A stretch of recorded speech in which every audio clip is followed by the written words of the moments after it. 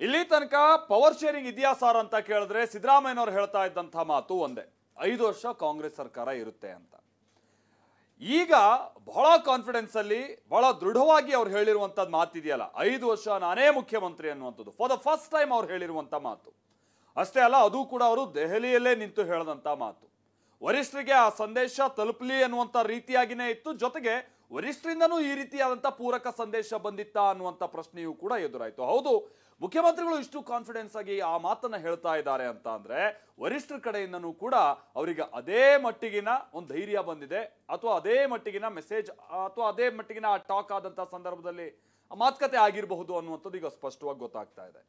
ಮತ್ತೆ ಇಷ್ಟೇ ಅಲ್ಲ, ಎಐಸಿಸಿಗೆ ಸಂಬಂಧಪಟ್ಟ ಹಾಗಿನ ಕೆಲ ಕಾರ್ಯಕ್ರಮಗಳಲ್ಲೂ ಕೂಡ ಸಿದ್ದರಾಮಯ್ಯನವರನ್ನ ಮುಂಚೂಣಿಯಲ್ಲಿ ಅವರ ಹೆಸರುಗಳನ್ನ ಮತ್ತೆ ಮತ್ತೆ ತರ್ತಾ ಇರುವಂಥದ್ದು ಕೂಡ ಎಗೈನ್ ನಿನ್ನೆಯಿಂದ ನಾವು ಮತ್ತೆ ಗಮನಿಸ್ತಾ ಇದ್ದೀವಿ.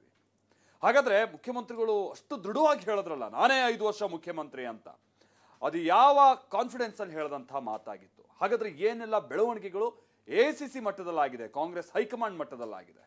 ಬನ್ನಿ ಅದಕ್ಕೆ ಸಂಬಂಧಪಟ್ಟ ಹಾಗಿನ ಒಂದು ಇನ್ಸೈಡ್ ರಿಪೋರ್ಟ್ ನಿಮ್ಮ ಮುಂದೆ. ಈಗ ಶುರುವಾಗಿದೆ, ಪ್ರಳಯ ಆಗಕ್ಕೆ ಶುರುವಾಗಿದೆ. ಸಿದ್ದರಾಮಯ್ಯನವರು ಹೊರಗಡೆಯವರು, ಸಿದ್ದರಾಮಯ್ಯನವರು ನಾನು ಬಿಟ್ಕೊಡಲ್ಲ ಅಂತ ಶುರು ಮಾಡಿದ್ದಾರೆ. ಕುರ್ಚಿ ಖಾಲಿ ಇದೆಯಾ? ಈಗ ಕ್ಷೇತ್ರ ಕುರ್ಚಿ ಖಾಲಿ ಇದೆಯಾ ಅಂದ್ರೆ ಸಂಘರ್ಷ ಶುರುವಾಗಿದೆ. ನಾನು 5 ವರ್ಷ ಪೂರ್ವ ನಾನೇ ಇರ್ತೀನಿ ಅಂತ. ಡಿ.ಕೆ. ಶಿವಕುಮಾರ್ ಕಡಲೆಕಾಯಿ ತಿನ್ನೋರಲ್ಲ. ಖುಷಿ ನಾವೇನಿಲ್ಲ, ಪಾರ್ಟಿ ಏನ್ ಹೇಳ್ತೀವಿ ಅದನ್ನ ನಾವು ಕೇಳ್ತೇವೆ. ನಾವೇನು ಖುಷಿ ಆಗುವಂಥದ್ದು ಏನಿದೆ? ಮೂಲ ಕಾಂಗ್ರೆಸ್ಸಿಗರು ಎಲ್ಲರೂ ಒಂದುಗೂಡಿ ಸಿದ್ದರಾಮಯ್ಯನ 100ಕ್ಕೆ 100 ತೆಗಿಬೇಕು ಅಂತ ಕೂತವ್ರೆ. ಸದ್ಯಕ್ಕೆ ನಾನು ಯಾವ ಉದ್ದಕ್ಕೂ ಉತ್ತರ ಕೊಡುವುದಿಲ್ಲ.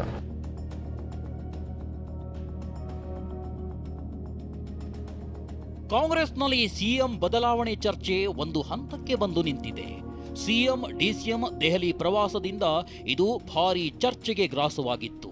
ನಿನ್ನೆ ಸಿಎಂ ಸಿದ್ದರಾಮಯ್ಯ ನೇರಾನೇರವಾಗಿ ನಾನೇ 5 ವರ್ಷ ಸಿಎಂ ಅಂತ ಹೇಳಿದ್ರು. ಅಷ್ಟೇ ಅಲ್ಲ, ಹೈಕಮಾಂಡ್ ನಿರ್ಧಾರಕ್ಕೆ ನಾನಾಗಲಿ ಡಿಕೆ ಆಗಲಿ ಬದ್ಧ ಅಂತ ಹೇಳಿದ್ರು. ನಾನು ಮೊನ್ನೆ ಹೇಳಿದೆ, ನಾನು 5 ವರ್ಷ ಪೂರ್ವ ನಾನೇ ಇರ್ತೀನಿ ಅಂತ. ಯಾಕೆ ಹೇಳ್ತಿದ್ದೆ? ಕುರ್ಚಿ ಖಾಲಿ ಇದೆಯಾ? ಈಗ ಕ್ಷೇತ್ರ ಕುರ್ಚಿ ಖಾಲಿ ಇದೆಯಾ? ಅಷ್ಟಕ್ಕೂ ಸಿಎಂ ಸಿದ್ದರಾಮಯ್ಯ ಹೀಗೆ ಹೇಳೋದಕ್ಕೂ ಕಾರಣ ಇದೆಯಂತ ಹೇಳಲಾಗ್ತಿದೆ. ಅದೇನು ಅನ್ನೋದನ್ನೇ ತೋರಿಸ್ತೀವಿ ನೋಡಿ. ಕಾಂಗ್ರೆಸ್ ಹೈಕಮಾಂಡ್ ನಾಯಕತ್ವ ಬದಲಾವಣೆ ಚರ್ಚೆಯನ್ನೇ ಕೈಗೆತ್ತಿಕೊಂಡಿಲ್ಲ. ಬಿಹಾರ ಚುನಾವಣೆ ಇರೋದ್ರಿಂದ ರಾಹುಲ್ ಗಾಂಧಿ ಯಾವುದೇ ನಿರ್ಧಾರ ಕೈಗೊಂಡಿಲ್ಲ. ವರಿಷ್ಠರು ಕೂಡ ಯಾವುದೇ ಪ್ರಯೋಗ ನಡೆಸುವ ಮನಸ್ಥಿತಿಯಲ್ಲಿಲ್ಲ. ಇದೇ ಸಂದೇಶವನ್ನು ಸಿದ್ದರಾಮಯ್ಯಗೆ ಹೈಕಮಾಂಡ್ ನೀಡಿದೆ ಎನ್ನಲಾಗಿದೆ. ಈ ಮೆಸೇಜ್ ಪಾಸ್ ಆದ ಬಳಿಕವೇ ಸಿದ್ದರಾಮಯ್ಯ 5 ವರ್ಷ ನಾನೇ ಸಿಎಂ ಎಂದು ಹೇಳಿದ್ದಾರೆ ಎನ್ನಲಾಗಿದೆ. ಇಷ್ಟೇ ಅಲ್ಲ, ನವದೆಹಲಿಯಲ್ಲಿ ಮತ್ತೆ ಮಾತನಾಡಿರುವ ಸಿಎಂ ಸಿದ್ದರಾಮಯ್ಯ ನಾಯಕತ್ವ ಬದಲಾವಣೆ ವಿಚಾರ ಹೈಕಮಾಂಡ್ ಮುಂದಿಲ್ಲ, ಈ ವಿಚಾರದ ಬಗ್ಗೆ ಚರ್ಚೆಯಾಗಿಲ್ಲ ಎಂದು ಹೇಳಿದ್ದಾರೆ.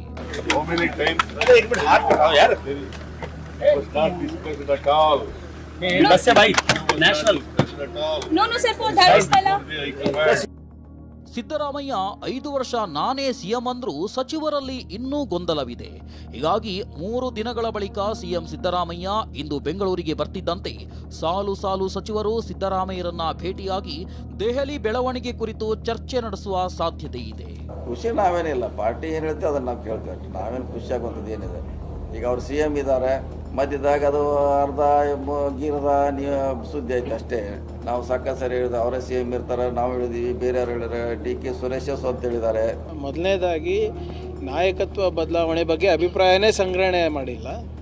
ಯಾರೇ ಒಂದಿಬ್ರು ಯಾರೋ ಹೇಳಿದ್ದಾರೆ, ದಟ್ ಈಸ್ ನಾಟ್ ಮಚ್ ಅಂತ ಹೇಳಿದ್ರು. ನಾಯಕತ್ವ ಬದಲಾವಣೆಯ ಅಭಿಪ್ರಾಯನೇ ತಗೊಂಡಿಲ್ಲ ಅಂದಾಗ ಸಂಖ್ಯೆ ಬಲದ ಬಗ್ಗೆ ಚರ್ಚೆ ಎಲ್ಲಿ ಬರುತ್ತೆ?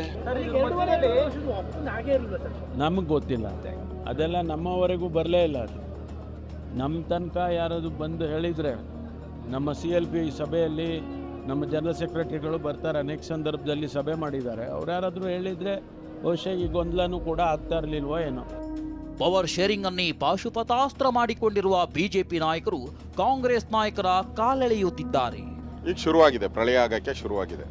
ಒಂದು ಕಡೆ ಡಿ.ಕೆ. ಶಿವಕುಮಾರ್ ಅವರು ಮುಖ್ಯಮಂತ್ರಿ ಆಗಬೇಕು ಅಂತ ಒಪ್ಪಂದದ ಪ್ರಕಾರ 2.5 ವರ್ಷ. ಈಗ ಹೊಸ ಸ್ಟೈಲು, ಸಿದ್ದರಾಮಯ್ಯನವರು ನಾನು ಬಿಟ್ಕೊಡಲ್ಲ ಅಂತ ಶುರು ಮಾಡಿದ್ದಾರೆ. ಅಂದರೆ ಸಂಘರ್ಷ ಶುರುವಾಗಿದೆ. ಒಟ್ಟಲ್ಲಿ ರಾಜ್ಯದ ರಾಜಕಾರಣದಲ್ಲಿ ಕಾಂಗ್ರೆಸ್ಸಲ್ಲಿ ದೊಡ್ಡ ಬದಲಾವಣೆ ಆಗ್ತದೆ. ಯಾಮಾರಿದ್ರೆ ಸರ್ಕಾರನೇ ಬಿದ್ದು ಹೋಗ್ತೈತೆ. ಆ ಪರಿಸ್ಥಿತಿ ಇವತ್ತು ಕರ್ನಾಟಕದಲ್ಲಿ ಕಾಂಗ್ರೆಸ್ ಪಾರ್ಟಿಯಲ್ಲಿ ನಡೀತಾ ಇದೆ. ಸಿದ್ದರಾಮಯ್ಯನವರು ಹೊರಗಡೆಯಿಂದ ಬಂದು 2 ಬಾರಿ ವಿರೋಧ ಪಕ್ಷದ ನಾಯಕರಾಗಿದ್ದಾರೆ, 2 ಬಾರಿ ಮುಖ್ಯಮಂತ್ರಿ ಆಗಿದ್ದಾರೆ. ಆದರೆ ಈ ಕಾಂಗ್ರೆಸ್ನಲ್ಲಿ ಹೊರಗಡೆಯಿಂದ ಬಂದವ್ರಿಗೆ ಮನ್ನಣೆ ಜಾಸ್ತಿಯಾಗಿ ಮೂಲ ಕಾಂಗ್ರೆಸ್ಸಿಗರು ಗೊಂದಲದಲ್ಲಿ ಮತ್ತೆ ಅಧಿಕಾರ ಕಳ್ಕೊಂಡು ಮೂಲೆ ಗುಂಪಾಗಿದ್ದಾರೆ. ಅದರಿಂದ ಇವತ್ತು ಮೂಲ ಕಾಂಗ್ರೆಸ್ಸಿಗರು ಎಲ್ಲರೂ ಒಂದುಗೂಡಿ ಸಿದ್ದರಾಮಯ್ಯನ 100% ತೆಗಿಬೇಕು ಅಂತ ಕೂತವ್ರೆ. DK ಶಿವಕುಮಾರ್ ಏನು ಕಡಲೆಕಾಯಿ ತಿನ್ನೋರಲ್ಲ. ಸಿದ್ದರಾಮಯ್ಯನವರು ನಡೆಸ್ತಾರೆ. ಯಾರೇ ಒಬ್ಬ ಅಧಿಕಾರ ಬಿಟ್ಕೊಡಕ್ಕೆ ಇಷ್ಟಪಡಲ್ಲ. ನನಗನ್ಸುತ್ತೆ ಸಿದ್ದರಾಮಯ್ಯನವರಿಗೆ ವಿಧಿ ಇಲ್ಲ, ಬಿಟ್ಕೊಡ್ತಾರೆ ಅಂತೇಳಿ. ಅತ್ತ ಸಿದ್ದರಾಮಯ್ಯ ನಾನೇ 5 ವರ್ಷ ಸಿಎಂ ಅಂದ್ರೂ ಡಿಕೆ ಮಾತ್ರ ಸೈಲೆಂಟ್ ಆಗಿದ್ದಾರೆ. ಕಾದು ನೋಡುವ ತಂತ್ರಕ್ಕೆ ಮೊರೆ ಹೋಗಿರುವ ಡಿಸಿಎಂ ತನ್ನಿಂದ ಯಾವುದೇ ಗೊಂದಲ ಆಗದಂತೆ ಎಚ್ಚರಿಕೆ ಹೆಜ್ಜೆ ಇಡ್ತಿದ್ದಾರೆ. ನವೆಂಬರ್ ವೇಳೆ ಹೈಕಮಾಂಡ್ ಕದ ತಟ್ಟೋಕೆ ಡಿಕೆ ಶಿವಕುಮಾರ್ ಪ್ಲಾನ್ ಮಾಡಿದ್ದಾರೆ. ಪ್ರಿಯಾಂಕಾ ಗಾಂಧಿ ಮೂಲಕ ರಾಹುಲ್ ಮನವೊಲಿಕೆಗೆ ಯತ್ನಿಸಿದ್ದಾರೆ. ಇವತ್ತು ಈ ಬಗ್ಗೆ ಪ್ರತಿಕ್ರಿಯೆ ನೀಡಿದ ಡಿಕೆ ಎಲ್ಲವನ್ನ ಸಿಎಂ ಹೇಳಿದ್ದಾರೆ ಅಂತ ಈ ಬಗ್ಗೆ ಹೆಚ್ಚಿನ ಚರ್ಚೆ ಬೇಡ ಅಂದ್ರು. ಅವ್ರು ಹೇಳಿ ಚೀಫ್ ಮಿನಿಸ್ಟ್ರು ಈಗಾಗಲೇ ಕೆಲವೆಲ್ಲ ಈಗ TV9 ಯಾವುದೋ ಒಂದು ಆ ರಿಪೋರ್ಟ್ಸಲ್ಲಿ ನೋಡಿದೆ ನಾನು. ಅವ್ರು ಏನು ಹೇಳಬೇಕು ಎಲ್ಲ ನಿಮ್ಮ ಪ್ರಶ್ನೆಗಳಿಗೆಲ್ಲ ಅವರೇ ಉತ್ತರ ಕೊಟ್ಟಿದ್ದಾರೆ. ಅವ್ರು ಉತ್ತರ ಕೊಟ್ಟ ಮೇಲೆ ತಿರ್ಗಿ ನಾವು ಪದೇ ಪದೇ ಮಾತಾಡೋದು ನಮಗೂ ಸೂಕ್ತ ಅಲ್ಲ. ಹೀಗಾಗಿ ನಾಯಕತ್ವ ಸಮರದಲ್ಲಿ ಡಿಕೆ ಮುಂದಿನ ನಡೆ ಕುತೂಹಲ ಮೂಡಿಸಿದೆ. ಈ ಮಧ್ಯೆ ನಿಶ್ಚಲಾನಂದ ಸ್ವಾಮೀಜಿ ಡಿಕೆ ಸಿಎಂ ಆಗುವುದು ಖಚಿತ ಎಂದು ಮತ್ತೊಮ್ಮೆ ಪುನರುಚ್ಚರಿಸಿದ್ದಾರೆ. ಒಳ್ಳೆಯ ಸಂಘಟನಾ ಚತುರನಿಗೆ ಮುಖ್ಯಮಂತ್ರಿ ಸ್ಥಾನ ಸಿಕ್ಕರೆ ರಾಜ್ಯಕ್ಕೆ ಒಳ್ಳೆಯದಾಗ್ಬೋದು, ಸಮುದಾಯಕ್ಕೂ ಕೂಡ ಒಳ್ಳೆಯದಾಗ್ಬೋದು. ಮತ್ತು ಸಮುದಾಯದಲ್ಲಿ ಅನೇಕ ಅತಿರಥ ಮಹಾರಥರು ಮುಖ್ಯಮಂತ್ರಿಗಳಾಗಿ ಈಗಾಗಲೇ ಒಳ್ಳೆಯ ಕೆಲಸಗಳನ್ನ ನಾಡಿಗೆ ಮಾಡಿದ್ದಾರೆ. ಆ ನಿಟ್ಟಿನಲ್ಲಿ ಅವರು ಕೂಡ ಮಾಡಲಿ, ಅವರ ಶ್ರಮಕ್ಕೆ ತಕ್ಕ ಪ್ರತಿಫಲ ಸಿಗಲಿ ಅನ್ನೋ ಉದ್ದೇಶಕ್ಕೋಸ್ಕರ ಬಯಸಿದ್ದುಂಟು, ಅಧಿಕಾರವನ್ನು ಕೊಟ್ಟಿದ್ದು ಉಂಟು. ಹಾಗಾಗಿ ಈ ಭಾಗದಲ್ಲಿ, ಮೈಸೂರು ಭಾಗದಲ್ಲಿ ಹೆಚ್ಚು ಅವರಿಗೆ ಒಲವನ್ನು ತೋರಿಸಿದಕ್ಕೋಸ್ಕರ 135-136 ಸೀಟುಗಳು ಬರಲಿಕ್ಕೆ ಸಾಧ್ಯ ಆಯಿತು. ಸಿದ್ದರಾಮಯ್ಯ ಪವರ್ ಏನು ಅನ್ನೋದು ಹೈಕಮಾಂಡ್ಗೆ ಗೊತ್ತಿದೆ. ಹೀಗಾಗಿ ಒಂದೊಂದೇ ಹೊಣೆಯನ್ನ ಸಿದ್ದರಾಮಯ್ಯ ಹೆಗಲಿಗೆ ಹಾಕ್ತಿದೆ. ಈಗಾಗಲೇ ಬೆಂಗಳೂರಿನಲ್ಲಿ ಜುಲೈ 15ರಂದು ನಡೆಯಲಿರೋ ರಾಷ್ಟ್ರೀಯ OBC ಸಲಹಾ ಮಂಡಳಿ ಮೊದಲ ಸಭೆಯಲ್ಲೂ ಸಿದ್ದರಾಮಯ್ಯ ಜವಾಬ್ದಾರಿ ವಹಿಸಿಕೊಳ್ಳಲಿದ್ದಾರೆ. ಇದೀಗ ಆಗಸ್ಟ್ 2ರಂದು ದೆಹಲಿಯಲ್ಲಿ ನಡೆಯಲಿರೋ AICC ಲೀಗಲ್ ಸೆಲ್ ಕಾರ್ಯಕ್ರಮದಲ್ಲೂ ಅಧ್ಯಕ್ಷತೆಯನ್ನ ಸಿದ್ದರಾಮಯ್ಯ ಹೆಗಲಿಗೆ ಹೊರಿಸಲಾಗಿದೆ. ಈ ಕಾರ್ಯಕ್ರಮವನ್ನ ರಾಹುಲ್ ಗಾಂಧಿ ಉದ್ಘಾಟಿಸಲಿದ್ದಾರೆ. ಇದರಿಂದ ರಾಷ್ಟ್ರ ಮಟ್ಟದಲ್ಲಿ ಸಿದ್ದರಾಮಯ್ಯರನ್ನ ಬಳಸಿಕೊಳ್ಳಲು ನಿರ್ಧರಿಸಲಾಗಿದೆ ಎಂಬ ಬಿಜೆಪಿ ಆರೋಪಗಳಿಗೆ ಬಲ ಬಂದಂತಾಗಿದೆ. ಪ್ರಸನ್ನ ಗಾಂವ್ಕರ್, TV9 ಬೆಂಗಳೂರು.